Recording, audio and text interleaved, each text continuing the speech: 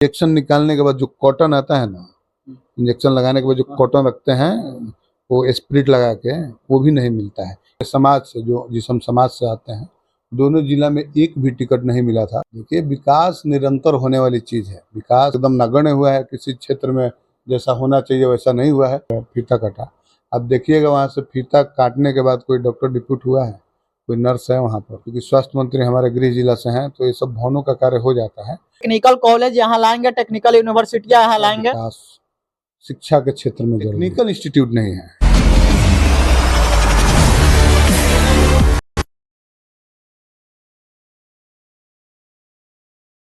नमस्कार, प्रणाम, सत श्री अकाल साथियों। मैं वर्तमान समय में राजद के भावी विधायक प्रत्याशी वरुण सिंह के निवास पर मौजूद हूं। आइए इनसे आगामी विधानसभा चुनाव को लेकर के चर्चा करते हैं कि आगामी विधानसभा चुनाव के लिए इन्होंने क्या तैयारियां किया है और वर्तमान में जो विधायक हैं उन्होंने क्या कार्य किया, उनके कार्य से कितना संतुष्ट है। ये आएंगे अगर गोरिया कोठी में तो ये क्या बदलाव करेंगे, इनका सोच क्या है, क्या मतलब सोच है जिससे राजद इनको अपना प्रत्याशी बनाएगा। क्योंकि राजद के दौर में जो है बहुत लोग हैं, बहुत सारे प्रत्याशी जो है राजद के दौर में है, लेकिन इनमें कौन सा ऐसा खास गुण है जिसके कारण राजद इनको प्रत्याशी बनाएगा। बहुत बहुत स्वागत है सर आपका भी बहुत बहुत स्वागत है। बहुत ही छोटे उम्र में आपने यह बीड़ा उठाया है समाज का आवाज उठाने का, इसके लिए मैं आपको कोटि कोटि धन्यवाद देता हूं। वर्तमान समय में आप गोरिया कोठी के विकास से कितना संतुष्ट हैं? देखिए, विकास निरंतर होने वाली चीज है। विकास कोई एक दिन का कार्य नहीं है, जो आज कर दीजिएगा तो कल नहीं करना पड़ेगा। ये सतत करने वाली चीज है। तो जो भी व्यक्ति सत्ता में जिस जिस समय पे आएगा वो अपने हिसाब से उचित मात्रा में कार्य करने का प्रयास करता है और क्षेत्र की जनता के लिए जो भी हर संभव कोशिश करता है कि हो।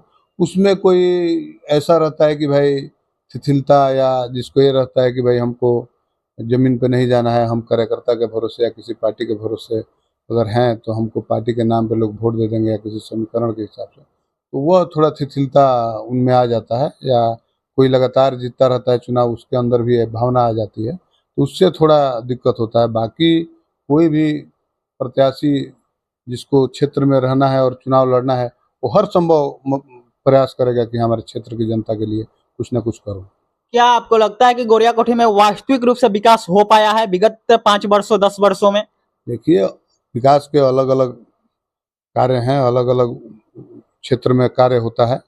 तो किसी क्षेत्र में बेहतर हुआ है, किसी क्षेत्र में एकदम नगण्य हुआ है, किसी क्षेत्र में जैसा होना चाहिए वैसा नहीं हुआ है। वैसे बहुत सारे क्षेत्र हैं।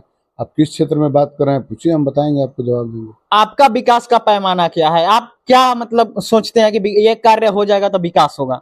देखिए, सबसे ज्यादा विकास शिक्षा के क्षेत्र में जरूरी है। आप मनुष्य को शिक्षित कर दीजिए, योग्य बना दीजिए, उसके बाद वो हर विकास के कार्य होने लगेंगे। मनुष्य शिक्षित हो जाएंगे तो विकास का कार्य शुरू हो जाएगा। लेकिन इस विधानसभा में न कोई डिग्री कॉलेज भी अभी तक नहीं है स्वतंत्रता प्राप्ति के बाद से। कॉलेज है, डिग्री मिलती है, वो अपने छपरा यूनिवर्सिटी के तहत वो चलता है। दिक्कत वहाँ नहीं है, टेक्निकल इंस्टीट्यूट नहीं है जिससे आप योग्य बनकर, बेसिक शिक्षा का तो यहाँ पे बहुत पहले से, आज़ादी के पहले से यहाँ पे नींव पड़ गई थी, तब से कार्य हो रहा है। लेकिन टेक्निकल क्षेत्र में, जिस क्षेत्र में आपको कंपटीशन का तैयारी करना होता है, या जिस क्षेत्र में आपको अलग अलग एरोनॉमिक हो गया, सिविल हो गया, मैकेनिकल इंजीनियरिंग हो गया, मेडिकल का हो गया, इस प्रकार का कोई इंस्टीट्यूट अपने क्षेत्र में नहीं है, एक भी नहीं। तो आप अगर आते हैं गोरिया कोठी से तो क्या टेक्निकल कॉलेज यहाँ लाएंगे, टेक्निकल यूनिवर्सिटियां यहाँ लाएंगे? होना ही चाहिए, किसी भी यूनिवर्सिटी के अंतर्गत हो, लेकिन यहाँ पे होना ही चाहिए। और ये एकदम अत्यंत जरूरी चीज है, इससे कोई मुंह नहीं मोड़ सकता। राजद के दौर में बहुत सारे प्रत्याशी जो है उभर करके सामने आ रहे हैं वर्तमान 2025 विधानसभा चुनाव के लिए। तो राजद आपको ही क्यों चुनोगी? बहुत सारे प्रत्याशी हैं, उनको भी तो चुन सकती है। राजद किसी को भी उसके योग्यता के अनुसार, क्षेत्र में कार्य करने के अनुसार चुन सकते हैं। इसके लिए पार्टी का निर्णय है, पार्टी लेगी निर्णय।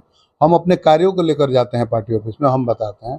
हम राजद के, मेरी माता जी सपोर्ट से चुनाव लड़ी थी चेयरमैन का जिला में। हम लोग राजद, शुरू से ही राजद के सपोर्ट में रहे हैं, और हम आज तक किसी दूसरे पार्टी में नहीं रहे हैं। तो हम तो चाहेंगे, और पूरे बिहार में सर्वाधिक मतों से हम लोग जीते हैं, क्षेत्र में अभी भी कार्य करते हैं, उसको लेकर हम लोग जाएंगे अपने नेता के पास, भाई हमको इस योग्यता पे हमको टिकट चाहिए।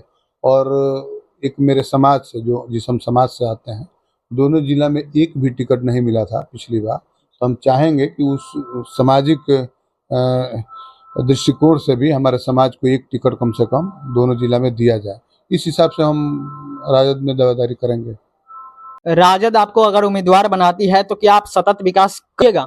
किस किस क्षेत्र में आपको विकास कराना है? विकास स्वास्थ्य के क्षेत्र में, शिक्षा के क्षेत्र में, रोड का तो कार्य हो ही रहा है और वो तो निरंतर चलता रहेगा, लेकिन शिक्षा, स्वास्थ्य और इसके ऊपर सबसे ज़्यादा कार्य करने की ज़रूरत है। आज भी इस चीज़ों से लोग वंचित रह जाते हैं और कोई गरीबी के कारण, कोई अच्छे सुविधा नहीं मिलने के कारण नहीं पढ़ पाता है, और टेक्निकल और कंपटीशन की तैयारी भी नहीं कर पाता है। पूरे विधानसभा में इस प्रकार का कोई व्यवस्था नहीं है, तो इसके ऊपर कार्य किया जाएगा निश्चित रूप से। तो यहाँ के वर्तमान विधायक तो बार बार जाकर के फीता काट रहे हैं, स्वास्थ्य को लेकर के हॉस्पिटलों का उद्घाटन कर रहे हैं। जहाँ आप जिस स्वास्थ्य केंद्र की बात कर रहे हैं, जहाँ पे उप स्वास्थ्य केंद्र है, जो जहाँ पे फीता काटा, आप देखिएगा वहाँ से फीता काटने के बाद कोई डॉक्टर डिप्यूट हुआ है, कोई नर्स है वहाँ पर? कोई नहीं मिलेगा। उस प्रकार के यहाँ पे बहुत सारे भवन बने हुए हैं, क्योंकि स्वास्थ्य मंत्री हमारे गृह जिला से हैं, तो ये सब भवनों का कार्य हो जाता है, लेकिन वहाँ पे डॉक्टर की कमी, नर्स की कमी आज भी है। हमारे यहाँ बहुत बड़ा अस्पताल है जामो में, अब देखिएगा आज भी वहाँ पे प्रॉपर डॉक्टर नहीं बैठते हैं। एम्बुलेंस वहाँ जो डिप्यूट हुआ था वहाँ पे खड़ा नहीं रहता है, और नया भवन है, लेकिन भवन से इलाज नहीं होगा, उसके अंदर बाकी की सुविधाएं होनी चाहिए जो यहाँ पर नहीं है, आपके वहाँ भी नहीं है। आप देख लीजिएगा जाके, जहाँ पर आपको ये बोला गया था कि भाई आपके जन्म के पहले से हम सेवा करें, तो ये बात सत्य है, क्योंकि आपका उम्र अभी काफ़ी कम है, 17-18 साल होगा, उसके पहले से वो समाज में एक्टिव है, तो ये बात वो कह सकते हैं। भले भाषा अलग प्रकार की चीज मतलब थी, लेकिन ये बात सत्य है कि उसके पहले से सेवा कर रहे हैं। मैंने जाकर उस अस्पताल में दोबारा रिपोर्टिंग किया, लेकिन वहाँ डॉक्टरों की मौजूदगी नहीं थी। अब डॉक्टर की मौजूदगी छोड़िए, 150 प्रकार की दवाएं आती हैं, उसमें से पूछिए कितने प्रकार की दवा वहाँ पे उपलब्ध है, आपको नहीं मिलेगा। यहाँ हमारा PSC है, यहाँ पे बगल में है अस्पताल, वहाँ पे भी दिक्कत होता है। हालांकि मैनेजर साहब हैं, थोड़ा मेहनत करते हैं, प्रभारी भी मेहनत करते हैं हर संभव, लेकिन एक यहाँ नीचे कार्य करने से कुछ होने वाला नहीं है, नीचे से ऊपर तक सब जगह थोड़ा थोड़ा दिक्कत है, सबको दूर करना पड़ेगा। उद्घाटन के दौरान ही मंगल पांडे जी बोल रहे थे, स्वास्थ्य मंत्री जी, कि वहाँ 130 प्रकार की दवाएं उपलब्ध है। जब मैंने अंदर जाकर के डॉक्टरों से पूछा तो एक डॉक्टर वहाँ बोली, एक मैडम थी, वो बोली कि 140 प्रकार की दवाएं उपलब्ध है, एक मैडम बोली 142 प्रकार की दवाएं उपलब्ध है। मतलब तीनों का तालमेल मिल नहीं रहा था। मैं भी तो बोला आपको 150 प्रकार की दवाएं, तो ये होता रहता है ऊपर नीचे, वो कोई बहुत बड़ी बात नहीं है, लेकिन हम बोल रहे हैं कि आप 150 प्रकार की दवाएं वहाँ पे उपलब्ध है। आप 15 दवा भी कोई जाके मांगिए, किसी भी रोग का आपको नहीं मिलेगा। यहाँ पे इंजेक्शन निकालने के बाद जो कॉटन आता है ना, इंजेक्शन लगाने के बाद जो कॉटन रखते हैं, वो स्प्रिट लगा के, वो भी नहीं मिलता है। ये मेरा खुद का एक्सपीरियंस है। यानी आप कहीं ना कहीं दावा कर रहे हैं कि अस्पतालों का जो अवस्था है वो बदहाल स्थिति में है। अभी आपका ब्लड टेस्ट करवाने चलेंगे, यहाँ पर निकलवाएंगे, उसके बाद जो कॉटन लगता है ना आपके वहाँ पे, जो इंजेक्शन निकालते हैं वहाँ पे लगाने के लिए कॉटन लोग ढूंढ नहीं पाएंगे, टेप नहीं लगा मिल पाएगा आपको, जो वहाँ पे कॉटन रख के टेपिंग कर दिया जाए कि ताकि रिवर्स ब्लड ना आए, उसका व्यवस्था नहीं हो पाएगा। तो आप समझिए कि किस प्रकार का बदहाल है व्यवस्था।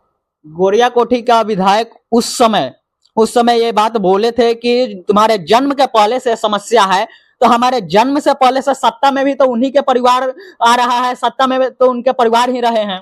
निश्चित रूप से मान लीजिए कि अगर हमको 100 साल, 50 साल, 150 साल से कोई हमको कोई पद दे के बिठाया है, तो उस दरमियान जितने भी अच्छे कार्य हुए हैं उसका तो हम लोग श्रेय लेते हैं, तो उसके दौरान जितने गलत कार्य हुए होंगे, जितना विनाशकारी कार्य हुए होंगे, उसका भी श्रेय हम ही को जाएगा। अगर कहीं पे अच्छा विकास नहीं हुआ और कहीं पर अच्छे कार्य, किसी भी क्षेत्र में अच्छा कार्य हो गया, तो अच्छे कार्य तो हम गिनाते हैं, लेकिन किसी क्षेत्र में नगण्य काम हुआ है, एकदम नहीं हुआ है, तो उसके लिए भी हम ही जिम्मेवार होंगे। जो व्यक्ति सत्ता में रहेगा वही जिम्मेवार। तो आप अगर आते हैं तो शिक्षा, स्वास्थ्य, रोजगार, इस सब पर कार्य कीजिएगा। कार्य कीजिएगा नहीं, हम कर भी रहे हैं। आप अभी कर रहे हैं? देखे नहीं, हम लाइब्रेरी बनवाए हैं, कितना शानदार, आप जाके कभी देखिएगा। वैसा 5 लाइब्रेरी प्रस्तावित है हमारे क्षेत्र में, बन रहे हैं, आपको अगले 3 महीने के अंदर बन जाएंगे। जिसमें सारे कंपटीशन की तैयारी कर सकते हैं आप। सर ने अपने क्षेत्र में लाइब्रेरी बनवाए हैं और लाइब्रेरी बनवा करके जो है यहाँ के बच्चों के शिक्षा के लिए प्रयास कर रहे हैं कि हमारे ग्रामीण क्षेत्र के बच्चे जो है निकल करके स्टेट लेवल तक, नेशनल लेवल तक, काउंटी लेवल तक पहुंचे, जिससे यहाँ का विकास सतत रूप से हो सके। सर